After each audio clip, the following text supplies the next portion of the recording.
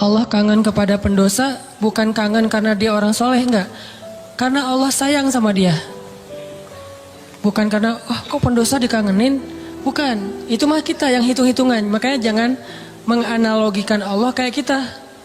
Seperti kita bilang, kan suka ada yang ngomong gini, ke Allah mah gak usah banyak minta, gak enak, mending beribadah aja. Emangnya Allah tuh akan berat kalau kita minta? Kan enggak. Justru meminta kepada Allah itu ibadah. Jadi makin banyak berdoa itu makin banyak pahala. Karena berdoa dalam agama kita itu bagian dari ibadah. Cuman namanya bukan ibadah muqayyad. Ibadah muqayyad itu kayak sholat 5 waktu. Udah jelas waktunya, jelas cara-caranya. Ibadah mutlak. Arti mutlak itu lebih bebas. Kapan aja, yang dibaca bisa apa aja. Bahkan kadang-kadang agak-agak capruk dikit dalam berdoa mah gak masalah ya. Kenapa dia capruk? Karena gak hafal bahasa Arabnya. Akhirnya yang didoain sebisanya dia aja, gak apa-apa semampunya. Jadi berdoa kepada Allah itu ibadah dan Allah senang banget dimintai. Sampai Allah tuh ngerasa malu kalau ada yang meminta, terus kita Allah gak mengabulkan, Allah malu. Allah punya malu, justru Allah maha pemalu. Banyak hadis-hadis Allah pemalu kan? Di antaranya kayak hadis Nabi pas Utsman datang ke rumah Nabi dalam keadaan Nabi sakit. Pas Abu Bakar datang, Nabi nggak pakai baju atau pakai baju tapi nggak terlalu rapi gitu, biarin aja. Umar biarin aja. Begitu Utsman yang bilang salam, Nabi langsung rapi-rapi. Udah semuanya rapi, baru Utsman dibukain pintu. Ditanya kok gitu-gitu amat sama Utsman? Dah kita mah nggak gitu. Kata Nabi, jangankan saya, Allah aja malu kepada Utsman. Terus Allah juga malu dalam hadis Nabi, sesungguhnya Allah malu kalau ada hambanya mengangkat kedua tangannya. Ini juga dalil bahwa berdoa boleh mengangkat tangan. Jadi gak perlu diperdebatkan lah. Gak angkat tangan boleh, menelunjuk juga boleh. Nelunjuk jangan pakai analogi culture manusia. Kalau culture manusia gini tuh merintah kan ya. Tapi kalau culture agama ini bukan merintah. Cuma Allah doang yang saya berharap gitu maksudnya. Doa kok gitu sih kayak merintah Allah. Enggak, ini mah pakai perasaan kita. Kalau pakai perasaan agama mah enggak gitu. Kan Nabi kadang berdoa gini, kadang berdoa emang gak pakai ngangkat tangan. Kapan tuh? Kayak pas naik kendaraan, kan gak mungkin di atas onta gini kan. Agak-agak gimana gitu. Atau pas mau makan, tapi pas mau makan Bismillahirrahmanirrahim. Walaupun boleh ditambah Allahumma lakasumtu misalnya. Ya, atau Allahumma barik lana. Asal gak bismika Allahumma amutu ahya. Kan gak harus gini, boleh juga gini, boleh gak sama sekali. Kadang Nabi juga berdoa dengan mengangkat tangan. Buktinya, sesungguhnya Allah malu. Kalau ada hambanya mengangkat kedua tangannya, lalu Allah tidak mengabulkan permintaannya, kan Allah malu nih. Bisa juga Nabi ngangkat tangannya gak gini, tapi gini. Kapan? Pas perang Badar. Kalau kita pas besok mau ngelamar. Jadi perang Badarnya kita nih, jomblo nih. Lamaran, itulah perang Badarnya kita. Apalagi menghadapi calon mertua yang berkumis tebal teh kan. Itu berarti menghadapi musuh yang lebih kuat daripada kita kan ya. Butuh mukjizat lah itu mah. Sehingga doanya malamnya kayak gini. Pas sudah diterima gini lagi. Itulah kita. Artinya teman-teman jangan ngelihat Allah seperti kita ngelihat makhluk. Tapi pasti Allah lebih baik daripada makhluknya. Pasti. Bahkan gak bisa dibandingin. Kalau ada ayat-ayat kayak analogi itu bukan perbandingan, lebih kepada analogi supaya kita bisa berpikir. Dan memang Islam itu mengajarkan kita dan melatih kita berpikir. Afala ta'qilun, afala tatafakkarun, la'allakum tadhakkarun, tatafakkarun, dan berpikirlah. Am hasibatum falyanzuru.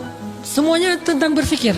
Jadi kalau ada istilah udahlah nggak usah dipikir-pikirin, udah taat aja. Taat tapi berpikir. Jangan taat gak berpikir.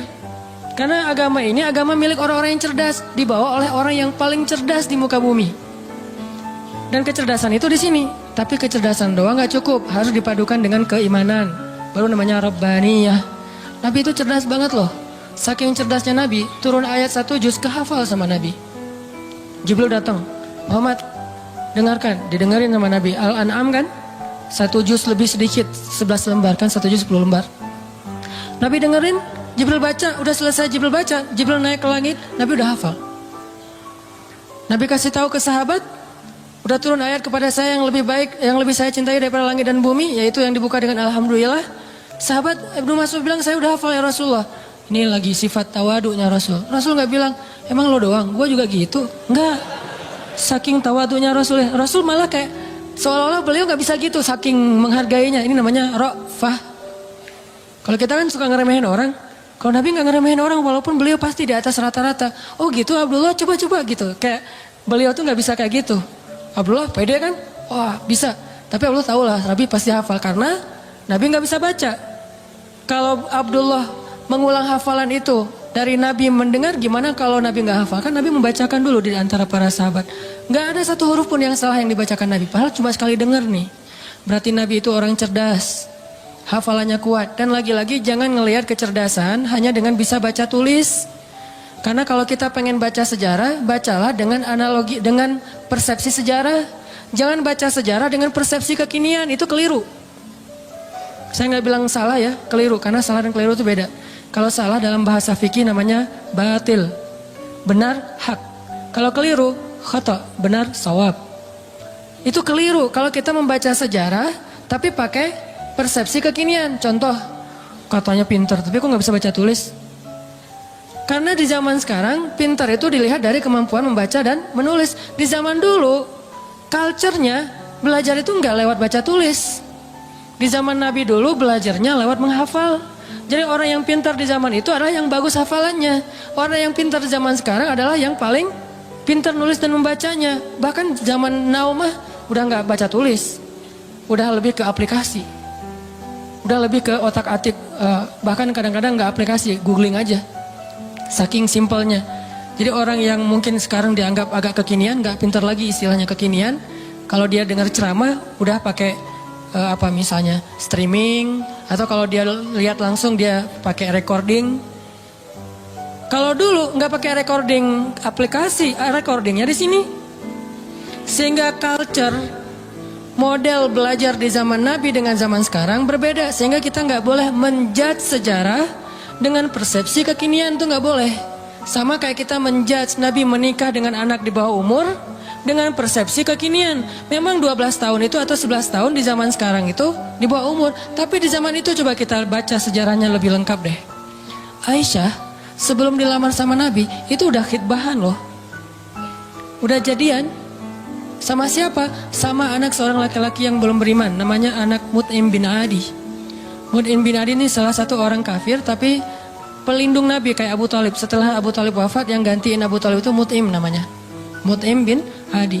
Aisyah itu udah ditunangkan sama anaknya Mut'im. Nabi nggak tahu. Nabi dapat mimpi kan, yang dapat kain sutra dari surga gitu. Nabi datang kepada Abu Bakar bilang, ya Abu Bakar, saya bermimpi melamar Aisyah anakmu. Bagaimana pendapatmu?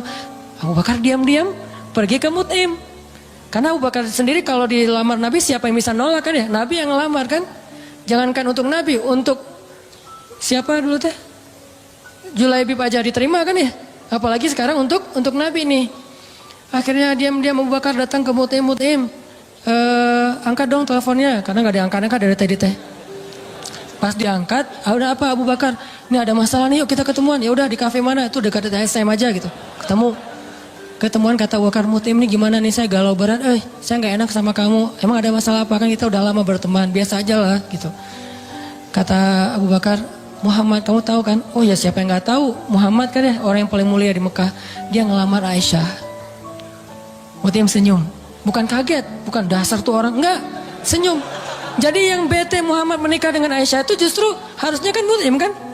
Bapak calon mertuanya anak Aisyah gitu. Kenapa kita yang bete nih? Orang kita nggak ada hubungan apa-apa dengan Aisyah. Akhirnya Mut'im senyum. Terus Mut'im bilang, kata Abu Bakar, terus gimana menurut kamu ya Mut'im? Kata Mut'im, ya Abu Bakar, kalau gitu kita batalkan pertunangan anak kita. Sesungguhnya Muhammad lebih layak untuk Aisyah daripada anak saya. Jadi secara culture, Aisyah itu emang udah waktunya menikah di waktu itu. Tapi kalau kita ngelihatnya dari angle kekinian, itu di bawah umur. Makanya jangan menjudge sejarah dari angle kekinian. Itu nggak fair. Banyak lagi adegan-adegan sejarah. Ini yang kita belajar di Al-Azhar tuh kayak gini nih, belajar berpikir, belajar berfilosofi. Kalau orang bilang filsafat itu nggak butuh, nggak, tergantung filsafatnya. Karena ada filsafat Islamiyah, ada filsafat Gharbiyah. Kalau Gharbiyah itu Western lah, filsafat sekuler.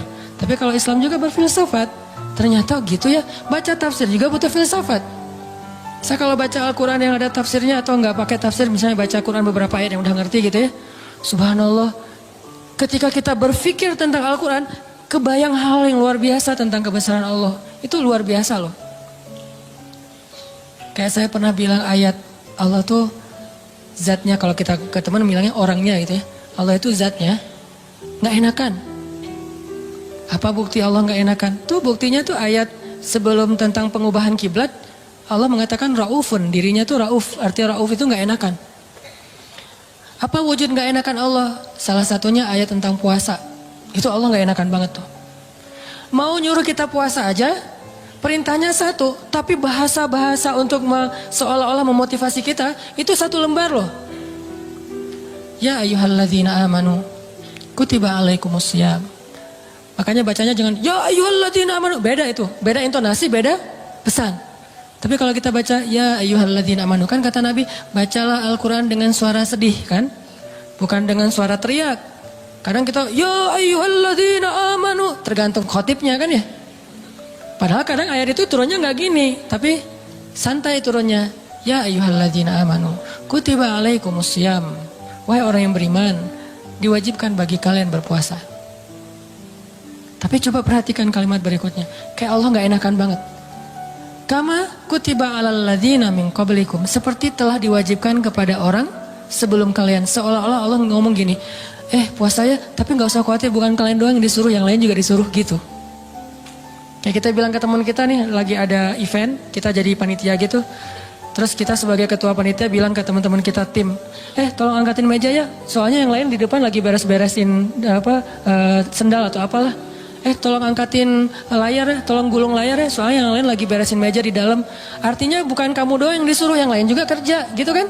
Saking ra'fah, nggak enaknya Allah sama kita coba. Nah kita mah enak-enak aja sama Allah, nuduh Allah macam-macam, Allah nggak adil, Allah maunya apa, Allah nggak rela saya jadi orang benar. Allah aja ke kita yang Allah maha sempurna, nggak enakan coba. Wahai orang yang beriman, berpuasalah atau diwajibkan bagi kalian berpuasa. Tapi bukan kalian doang, orang sebelum kalian juga diwajibin.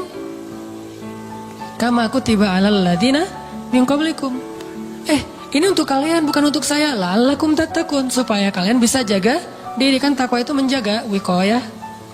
Bisa jaga diri, maksud jaga diri apa Ustaz? Kan kata Nabi juga bagi para jomblo, kata Nabi kan ya.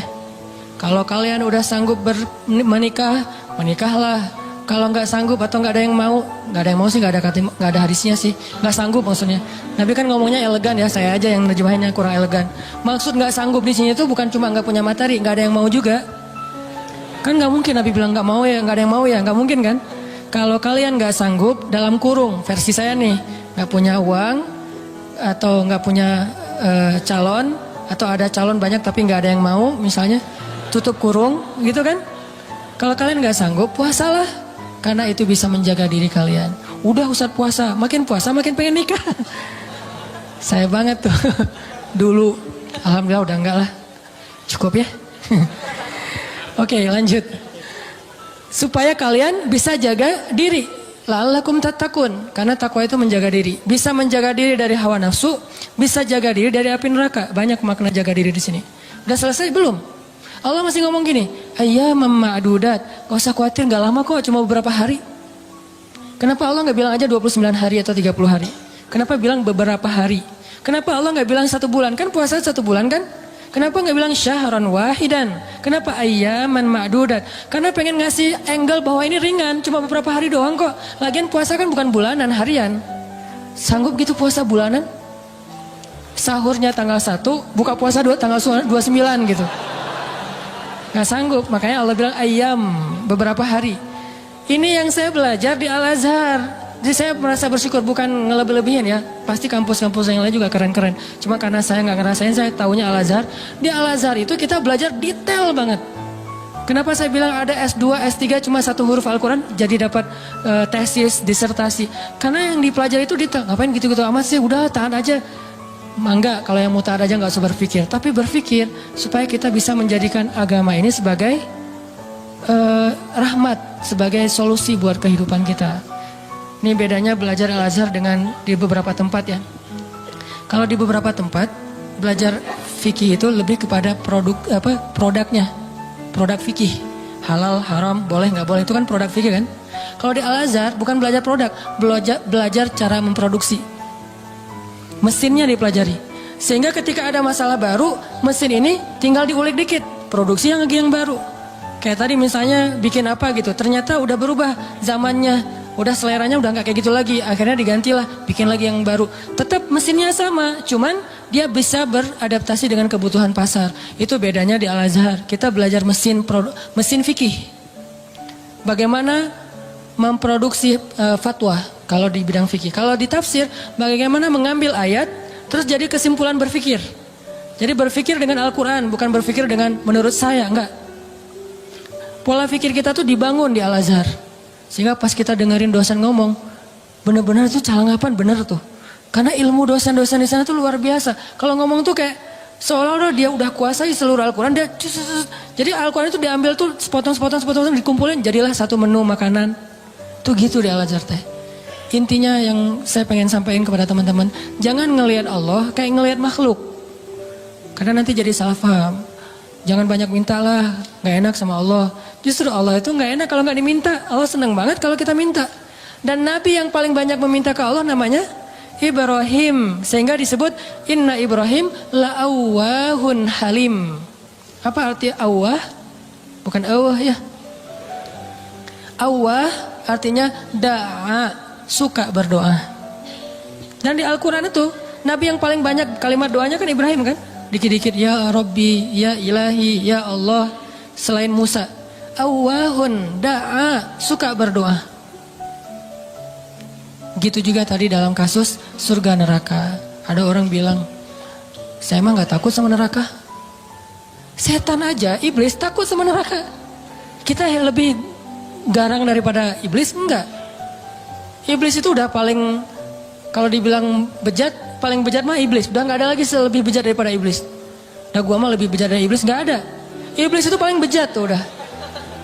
Jadi kalau ada manusia, gimana pun dia bejat masih kalah sama iblis. Yang paling soleh itu adalah Muhammad SAW. Walaupun yang paling suci adalah malaikat, tapi yang paling soleh, beda suci sama soleh ya.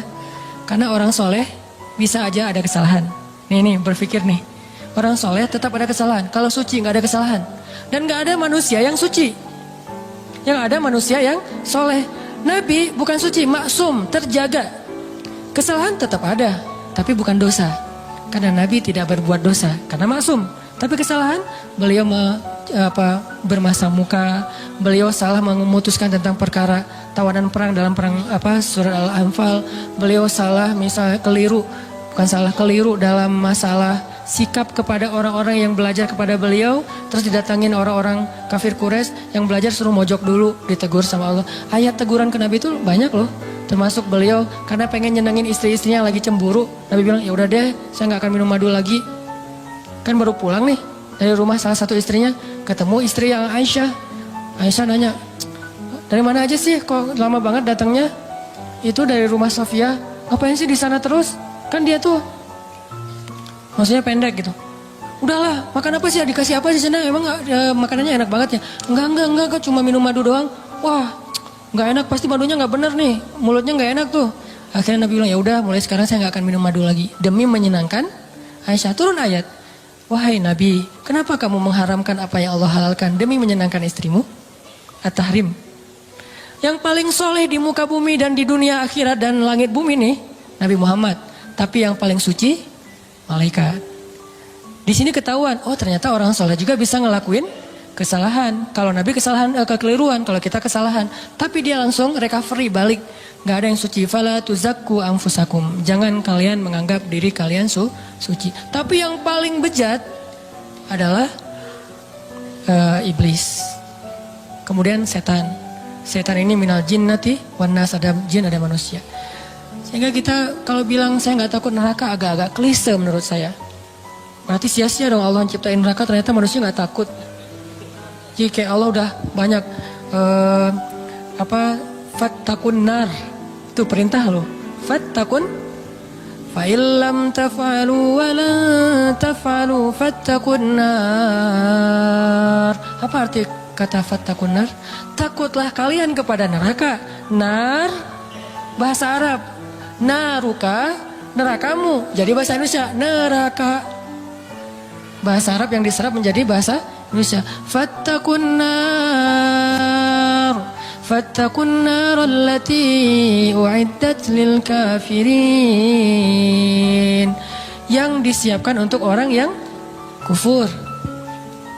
Jadi kalau nggak takut neraka, Allah udah nakut-nakutin di Al-Quran. Seolah-olah kita bilang, nggak takut, gitu kan ya? Gimana tuh sama Allah? Kan agak-agak aneh nih. Nggak takut. Dunia aja kita takut dengan hal-hal yang mengerikan. Gak usah yang benar ya, yang cuma halusinasi aja takut. Setan, hantu, gundurwo, yang gitu-gitulah. Gitu aja bisa bikin kita takut, padahal itu nggak nyata. Nyata nggak sih? Saya belum pernah lihat, alhamdulillah ya. Gak tahu kalau ngelihat ustadz juga kan manusia.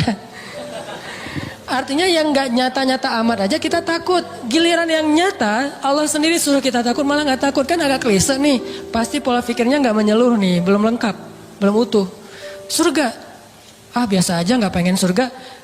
Seolah-olah kita ngeremehin surga itu gak berharga. Surga itu kata Nabi adalah ala sil'atallahi ghaliyah, ala sil'atallahi lil jannah. Harta Allah yang paling berharga itu adalah surga, bukan dunia. Dunia aja kita pengen, masa surga enggak? Padahal kata Allah, dunia ini enggak ada apa-apa dibandingkan surga. Klise lagi kan? Kita pengen surga dan Allah senang kita pengen surga. Kita takut neraka dan Allah senang kita takut neraka. Karena semua itu bagian dari yakin kita kepada Allah. Cuman jangan hanya di lisan, harus di hati. Kita, kenapa kamu sholat 5 waktu? Kalau saya nggak sholat ntar diazab kubur. Nggak apa-apa. Kenapa kamu sedekah? Karena pengen dapat pahala banyak. Nggak apa-apa. Wah, kalian mah nggak ada yang tulus. Dan saya mah kalau sholat, sedekah segala macam bukan karena surga neraka. Saya sholat dan segala macam karena cinta sama Allah. Nggak ada tolak belakangnya antara satu dengan yang lain. Cinta bagian dari iman, takut bagian dari iman, berharap bagian dari iman. Kan iman itu ada 60-an cabang. Termasuk malu, bagian dari iman. Sehingga gak perlu dibentur-benturin, ambil yang sebagian, buang yang lain, enggak. Terus gimana nih? Orang beriman juga berderajat. Lahum darajatun. Ada yang imannya baru malu doang nih. Ada yang imannya udah malu plus takut. Ada yang imannya udah malu plus takut plus berharap. Ada yang iman, malu, takut, berharap, cinta. Terus nambah-nambah. Karena darajatun. Manusia itu berderajat-derajat di antara orang yang beriman. Setelah Allah bilang ulaika humul mu'minuna haqqa, Allah bilang lahum darajatun. Mereka bertingkat-tingkat. Jadi teman-teman, coba kita bayangin bahwa Allah itu emang kangen sama kita. Allah tersenyum kepada hambanya. Dulu ada beberapa orang yang mungkin karena salah paham maksud saya, pernah dalam tanda petik tahzir lah ya. Dulu saya pernah mengalami masa-masa tahzir tapi dicuekin. Katanya Allah senyum. Apa Anda waras? Allah kok senyum? Ada banyak hadis Allah tersenyum. Salah satu hadis Allah tersenyum itu hadis tentang doa safar kan? Ketika Ali bin Abi Thalib naik ke atas kendaraan bilang Allahu Akbar. Duduk di atas kendaraan mengatakan Alhamdulillah. Ketika mau udah jalan baca Subhanalladzi sakhkhara lana hadza. Kemudian di akhirnya Rabbi zalamtu nafsi zulman katsira fa innahu la yaghfirudz dzunuba illa anta faghfirli. Famay yaghfirudz dzunuba faghfirli maghfiratan min indika warhamni. Lalu setelah baca itu Ali tersenyum. Orang yang bawa onta atau kudanya Ali ngelihat, "Ya Ali, kenapa Anda tersenyum?" Kata Ali, "Karena saya melihat Rasulullah juga tersenyum dulu setelah membaca doa ini." Lalu saya tanya ke Rasul, "Kenapa Nabi tersenyum?" Kata Nabi mengatakan, "Karena setelah membaca doa ini Allah tersenyum." Kapan Allah tersenyum? Ketika kita beristighfar. Jadi kalau kita beristighfar teman-teman, Allah senyum. Cuman gimana senyumnya Allah? Laisa kamitslihi syai'. Allah gak sama dengan makhluk. Cuman kita yakin Allah tersenyum. Gimana bentuk senyumnya gak usah dibayang-bayangin. Allah senyumnya gini gak ya? Gak usah dibayang-bayangin. Allah senyumnya gini atau yang flat tapi banyak kelihatan gigi gitu kan. Kayak emoticon gitu. Enggak lah, gak usah dibayangin. Pokoknya senyum weh. Allah senyum artinya Allah senang. Termasuk kayak ada hambanya yang bertobat, Allah tuh bahagia. Saking bahagianya lebih daripada orang yang ketika dapatin onta yang hilang. Terus dia bilang, Allah anta abdi wa ana rabbuk. Ya Allah, engkaulah hambaku dan aku Tuhanmu. Ngomongnya salah saking bahagia. Allah lebih bahagia dari orang itu terhadap orang yang bertobat. Berarti kan Allah emosional ya. Allah itu emosional. Bahagia, marah, senang, cinta, tersenyum, emosional. Cuman emosi Allah itu maha sempurna, gak seperti makhluk. Sehingga kita coba melibatkan emosi kita dalam berinteraksi dengan Allah. Jangan flat lah. Masa kita katanya cinta tapi flat, hambar, kayak plain gitu, kayak jalan tol. Kan gak enak ya? Pernah kenal ada orang yang flat? Sama teman misalnya flat banget tuh. Gak ada ekspresinya, kita kasih hadiah, ya makasih. Gak ada ekspresinya nih orangnya. Terus kalau ada masalah, dia ada masalah, gak ada masalah, ya gitu mukanya tuh. Nyebelin, kayak muka saya. Kenapa ada orang kalau ketemu saya di awal-awal tuh kayak sebel gitu? Karena mungkin muka saya tuh kayak bakatnya nyebelin. Tapi kalau udah kenal enggak lah, ya. Makin nyebelin. Ini ada orang flat banget nih, flat banget. Dia kasih hadiah biasa aja, dapat masalah diledekin juga dia biasa aja. Paling gak enak kalau punya pasangan kayak gini nih. Gak ada ekspresi-ekspresinya. Ada juga yang ekspresinya lebay. Kasih hadiah dikit, segala macam. Ada masalah dikit, nangisnya, kemana-mana. Misalnya ada yang kayak gitu teh. Nah Allah yang paling ideal perasaannya. Yang paling ideal zatnya. Yang paling ideal kebaikannya. Paling ideal aja pokoknya. Jadi kita coba melibatkan emosi kita ketika kita berinteraksi dengan Allah. Allah kangen sama kita. Cuman kangennya Allah karena pengen ngampunin dosa-dosa kita. Kata Nabi setiap sepertiga malam Allah turun ke langit dunia. Terus Allah manggil-manggil. Saya kalau ngebayangin ini Allah manggil-manggil. Coba ya, Allah manggil-manggil. Duh, jangan kasihan karena Allah gak akan hina kayak gitu. Cuman gak enak. Allah manggil-manggil. Saya kok sombong banget ya gak menyambut panggilan Allah gitu. Walaupun gak wajib kita datang. Udah gitu, bayangin ya, Allah manggil-manggil tapi gak wajib didatengin. Allah manggil-manggil, Allah telepon gak wajib diangkat. Kan Allah baik banget kan? Harusnya kan kalau Allah manggil harus datang ya. Kayak sholat 5 waktu misalnya Allah panggil, boleh kita misalnya gak datang segera. Walaupun gak baik, yang paling baik itu datangnya segera di tempat panggilan itu dikumandangkan. Tapi kalau gak datang segera juga gak sampai dosa. Cuman kehilangan banyak kebaikan lah. Walaupun sebagian mazhab mengatakan dosa, tapi saya cenderung kepada mazhab yang mengatakan bukan dosa, sunnah muakkadah. Tapi kalau keseringan nggak datang, diragukan keimanannya, agak-agak mirip munafik nih. Kalau sering nggak datang, Allah tuh toleran banget. Hayya 'alas shalah, kita lagi sibuk kerjaan nih, nggak datang, Allah nggak marah sama kita. Nggak sholat aja, sebetulnya Allah marah, cuman sabar. Allah selain Jabbar, Qahar, tapi juga Sabur. Ya, kan ideal banget nih. Kalau Allah marah bisa, gak ada yang bisa ngehalangin, tapi Allah sabar. Kalau kita sabar karena gak bisa marah. Seringnya kan kita sabar tuh karena gak bisa marah. Begitu bisa marah gak ada sabarnya. Kalau Allah sabar padahal bisa marah. Selain Jabbar, Qahar, apalagi sifat-sifat yang keras nih. Muntakim, tapi di sisi lain sifat Jamal. Makanya ada sifat Jamal, ada sifat Kamal. Sifat Jamalnya Allah apa? Karim, Rahim, Sabur, Ghafur, gitu-gitu kan? Ini artinya teman-teman, bayangin ya, Allah manggil-manggil kita sepertiga malam. Ngapain sih Allah sepertiga malam repot amat sih datengin kita? Tapi kita gak wajib datang. Tapi kalau kita datang, Allah sayang banget sama kita. Cuman dari kitanya nih, bukan angle Allah. Kalau angle Allah kita gak wajib datang. Tapi angle kita, enak gak sih kalau gak datang? Enak gak sih Allah udah manggil-manggil tiap malam terus kita gak bangkit?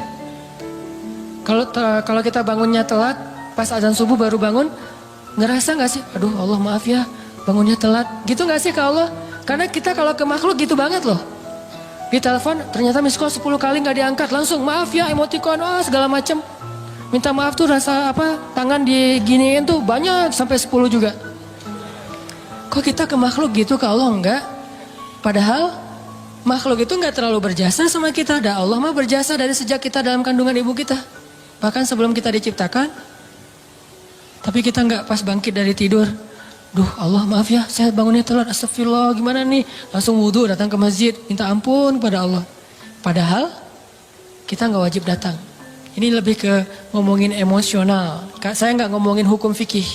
Kalau ngomongin hukum fikih agak-agak kaku sih. Makanya di atas hukum itu ada akhlak namanya. Di atas hukum ada akhlak. Orang kalau udah akhlaknya bagus, hukum ini jadi gak terlalu penting. Mudah ngamalin hukum tuh kalau akhlak moralnya udah kayak orang disiplin. Kan gak perlu timer lagi kan. Udah disiplin, gak perlu lagi ketat. Hukum itu dibikin ketat karena orangnya gak disiplin. Ketika orangnya udah disiplin, udah akhlaknya, moralitasnya, lifestyle-nya udah bagus, hukum gak terlalu ketat juga gak masalah. Yang saya pernah cerita tuh, di Jepang, di baggage claim, baggage belt itu, tempat ngambil bagasi, itu gak ada yang jagain, gak ada polisi, gak ada petugas, cuma pakai garis doang. Garisnya juga kecil, gak pakai pagar segala macam. Kadang-kadang kan udah pakai pagar juga didobrak kan ya. Ini garis, kenapa jadi ringan gitu? Karena orangnya udah bagus moralnya. Berarti di atas hukum ada moralitas. Di atas fikih ada akhlak. Apa moral itu, akhlak itu di atas ilmu. Orang punya ilmu tapi gak berakhlak agak kurang pas. Sehingga nih bedanya hukum fikih sama akhlak nih. Anjing hukum fikihnya apa? Anjing hukum fikihnya bukan haram, najis. Makan anjing, hukum fikihnya haram. Anjingnya najis, beda ya. Makan anjing sama anjingnya. Anjing dalam fikih itu najis. Kena liurnya najis. Memakannya haram. Tapi dalam moralitas, dalam akhlak, ngasih minum anjing yang kehausan masuk surga. Islam itu ideal teman-teman, gak usah khawatir lah. Gak usah takut dengan hukumnya, lupa dengan moralnya. Padahal moral Islam itu jauh lebih keren dan mempackaging hukumnya. Anjing itu najis, kita nggak boleh kena liurnya, walaupun boleh memelihara anjing untuk berburu, misalnya untuk penjaga, bukan untuk sekedar lucu-lucuan ya. Karena dulu mungkin nggak ada anjing kayak apa yang lucu-lucu kayak sekarang kan ya. Di salon gitu kan ya. Biaya anjing aja. Kalau di New Zealand kata teman saya tuh kucing aja di sana tuh pakai sertifikat. Kalau ada orang pernah ada kasus dia pergi keluar kota lupa nggak laporan, kucingnya tinggal di dalam rumah dan nggak dikasih makan, itu kucing diambil alih oleh negara dan orangnya kena denda. Islam banget kan ya? Islami banget kan? Kan ada hadis Nabi yang bilang yang perempuan yang dilihat di dalam neraka gara-gara membiarin kucingnya meninggal nggak dikasih makan, ditinggalin beberapa hari keluar kota, nggak tahu dia lagi traveling kemana gitu si cewek itu teh. Itu kan terjadi kan ya? Nah anjing najis, anjing haram, tapi ngasih minum anjing yang kehausan itu masuk surga. Yang ngasih minumnya siapa? Bukan orang soleh. Kalau orang soleh, itu mah amal pelengkap. Bukan, orang yang baru bertobat dari dosa zina, bukan pezina ya. Karena orang kadang-kadang suka jadi modus tuh. Tuh pezina aja masuk surga. Mana ada pezina masuk surga? Yang ada orang yang bertobat dari zina masuk surga. Orang yang bertobat dari membunuh masuk surga. Nggak ada pembunuh masuk surga, nggak ada itu. Kalau gitu buat apa kita beramal soleh kalau semua juga masuk surga? Nggak ada keadilan tuh. Allah kok menciptakan neraka sih? Katanya pengasih penyayang. Kok ada neraka? Surga neraka adalah bentuk keadilan. Karena tanpa surga neraka tidak ada nilainya kebaikan. Ngapain kita harus jadi orang baik? Toh nggak akan dibalas juga sama Allah. Ngapain kita takut berbuat dosa? Kan nggak akan diazab juga sama Allah. Maka kemana larinya para pembunuh? Kemana larinya para begal? Kemana larinya orang-orang yang menzalimi orang lain? Terus di mana hak para korban? Kalau tidak ada surga neraka. Tapi kalau sudah diadili di dunia dengan cara-cara yang Allah ridhoi, selesai, nggak ada urusan lagi dengan surga neraka. Misalnya pembunuh dikisos, maka dia masuk surga. Karena hukumnya sudah adil. Tapi kalau pembunuh dibiarin, ya ada nanti hukuman akhirat. Itulah keadilan supaya kita meninggalkan dosa dan berbuat baik. Ya, kalau katanya Rahman Rahim tapi ciptain neraka, ini agak-agak belum sempurna nih pola berpikirnya nih. Makanya Islam itu butuh pola pikir. Al-Quran itu melatih cara berpikir kita. Kalau udah terbiasa kayak gini nih, malam ini yang sesi kedua agak-agak saya beratin nih. Materi lebih kepada angle berpikir, persepsi. Supaya kita sebagai anak muda, saya yakin ini karena jamaah anak muda sanggup. Kalau jamaahnya udah usia sekian, mungkin saya gak akan ngomongin pola pikir. Lebih kepada ngomongin masalah sakaratul maut atau apalah. Walaupun kan kematian sama aja lah ya, semua orang juga rahasia. Tapi biasanya mah kan gitu kan ya. Kenapa di kampung sering ada tahlilan? Berarti di kampung lebih banyak orang meninggal. Karena di kampung yang tersisa orang-orang tua. Di kota kenapa jarang tahlilan? Karena masih muda-muda. Saya tinggalnya di kampung loh. Satu tinggal di kampung, satu tinggal di kota. Ya gitu aja, gak usah dijelasin. Kenapa saya milih kampung? Memang kita senang suasana di rumah saya kan belakang tuh ada kayak backyard gitu kan, ada kayak kebun kecil. Terus kita kalau sholat duha, kalau ngomong tahajud kan ria duha aja lah yang semua orang juga bisa. Duha itu di kebun. Karena salah satu hobinya Abdullah bin suaminya Asma bin Abu Bakar siapa? Zubair. Abdullah bin Zubair itu hobinya sholat di bawah langit kalau duha. Akhirnya kita kalau duha sesekali itu sholatnya di kebun. Sengaja milih yang Cianjuang atas, yang airnya masih mau mandi aja sayang nih air terlalu bening nih dipakai mandi gitu kan ya, layak diminum. Cianjuang atas sama yang agak di perkotaan. Kalau di perkotaan biar mudah aktivitas, kalau yang di atas biar tenang.